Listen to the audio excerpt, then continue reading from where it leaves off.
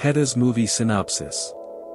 Hedda's movie begins with a little boy named Frank who was living a simple and comfortable life with his mother and a group of farmers. When Frank grew up, he started to love a girl named Manzik.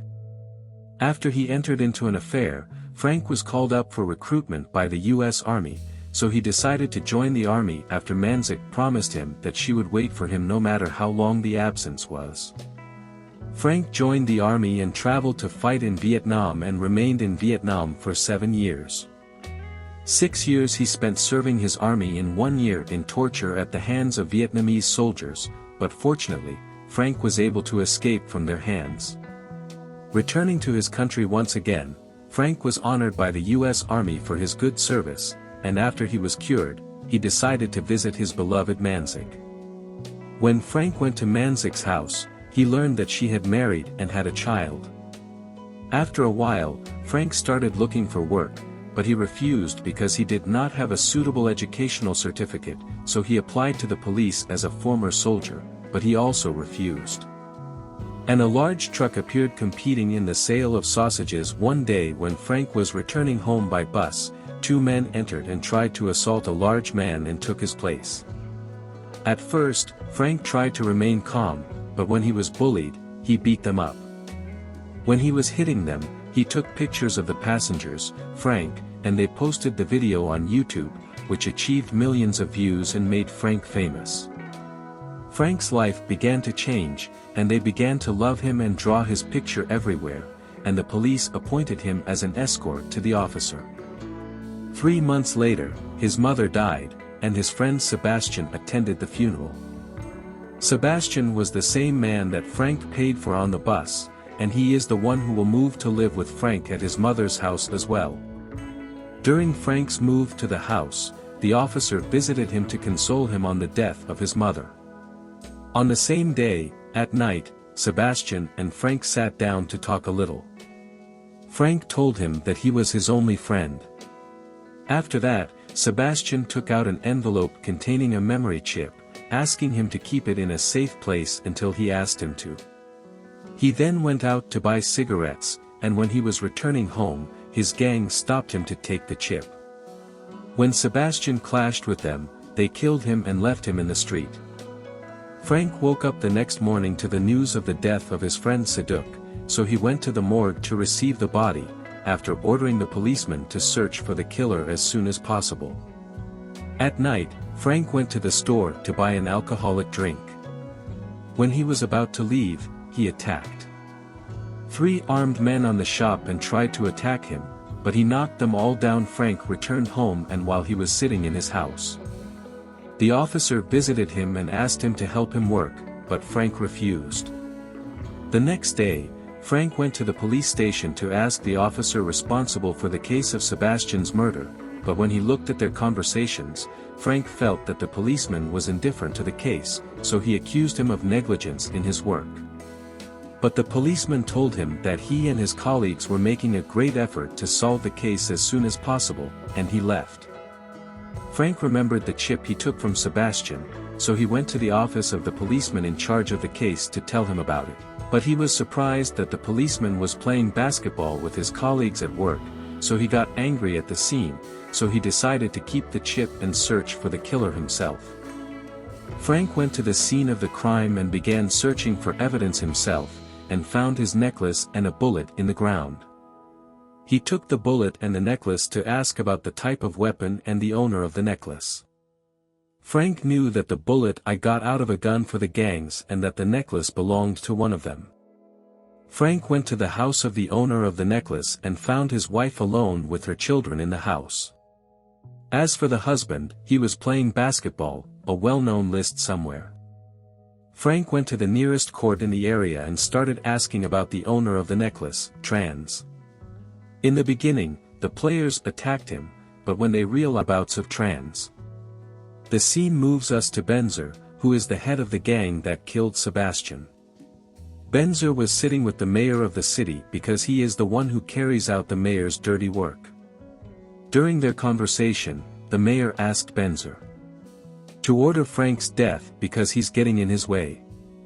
We go back again to Frank, who was helping an old lady in the street, and suddenly a car drove in front of him, driven by a member of the gang that was on the bus.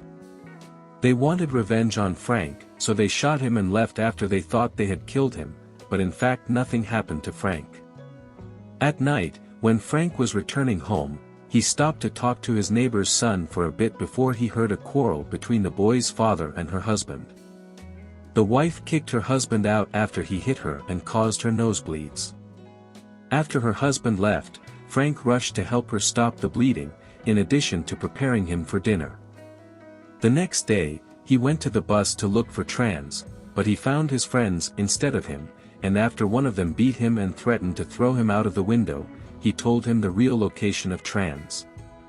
On his way home, Frank met the policeman who was working with him and took him home, and on the way he advised the policeman Frank to stay away from the case because this will cause him to be locked up.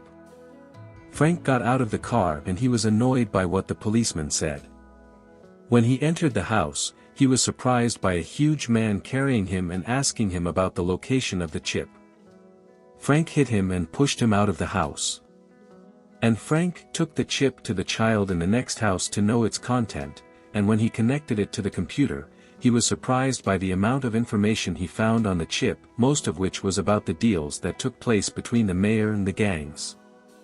And after knowing all this, Frank went to a place where he was told that his beloved Trans works as a massage therapist. When he entered to meet her, she said that she had separated from Trans a long time ago, but despite saying this, he decided that Frank would wait for her until she finished her work, and he followed her home. When he arrived, he decided to enter through the window, but one of the girl's neighbors stopped him and pointed the weapon directly at his head, but when he turned the light away a little, he discovered that he is the same hero who follows his news and loves him very much. He told him that his beloved Trans always leaves the back door open. Frank entered the house and found Trans in the bedroom. After he tortured and severely beat him, he told him that the real killer was called Banfer. Who is now in the store. Later, when Frank was returning to his house, he saw the front door of his neighbor's house broken and heard the sound of a quarrel inside, and when he entered he found the husband trying to hit his neighbor, so he defended her, and because he defended her she invited him to have lunch at her house, so he went to his house to take a shower and wear the best of what he had clothes. Frank took the rose to his neighbor and went, and while they were eating, he took a matchbox from the table as a souvenir. Martin, the neighbor's son, created a page for Frank on Facebook and posted a picture of Frank on the site. Frank invited his neighbor and Martin to stay at his house until he repaired the door to the apartment. Frank left the house and went to the church to confess his sins and told the priest that he would avenge the death of his friend Sebastian. Then he went to the policeman, his friend, and gave him the chip. At night, Frank went to the store that Trans told him about and met in the store the gang leader, Banfer. Frank tried to hit Penfer, but he ended up tied to the chair. Penfer tortured Frank to tell him about the location of the chip, but despite all the torture he was subjected to, Frank did not tell him anything. Until he threatened him to go to his house. At that moment, he remembered a child and his neighbor who were in the house, so he asked Bozer not to go, but his request assured Bennifer that the chip was in the house, so he decided to go himself to look for it. After he ordered his men to kill Frank, but Frank glimpsed a barrel of gasoline in the place, so he untied his tie and took out a matchbox from his pocket, which he took as thoughts from his neighbor's house. And he blew up the place. Frank was able to catch up with Benfer, who stopped a bus driver on the road and took it from him to go to Frank's house, and after a long chase, both Frank and Benfer survived the crashes. Benfer continued his way home, while Frank was stopped by the gang, which kept trying to tried to kill his neighbor Frank after he asked her about the slide. But Frank arrived just in time and he and his neighbor tried to get rid of him. At the same time, the policeman, his friend, had handed the slide to the police. And they were able to arrest the mayor, in addition to Banfer, members of his gang, and finally Frank was honored because he revealed the mayor and was appointed as a police officer. Frank lived a happy life with his neighbor and her son, who eventually became his lover.